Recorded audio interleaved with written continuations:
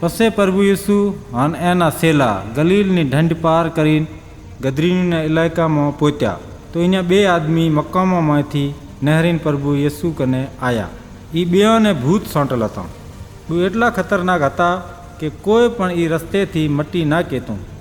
પ્રભુ યીશુને ભાવતા મોર હું રાડ્યું કરીને કહેવા માંડ્યા કે એ ઈશ્વરના જીચરા તારું અમાથી ચેવું કોમ? શું તું અહીં હારું અહીં આવ્યો છે કે વખતથી પહેરી અમાને સૂરોમાં લાખે? અહીંયાથી થોડુંક સેટે ભૂરાનું એક મોટું ટોળું ફરતું હતું. ભૂત પ્રભુ યીશુને વિનંતી કરીને કહેવા માંડ્યા કે જે તું અમને કાઢે છે તો અમને હુરોના ટોળામાં મેલ પરા. તાર પ્રભુ યીશુએ એને કીધું કે ભલે જો.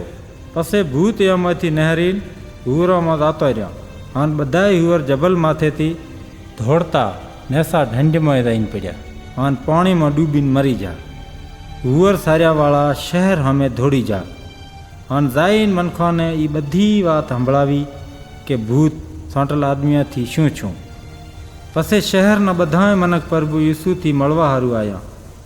જ્યારે અહીં પ્રભુ યીશુને ભાળ્યો તો એને વિનંતી કરી કે મહેરબાની કરીને તમે અમારા ઇલાકામાંથી જતા રહો.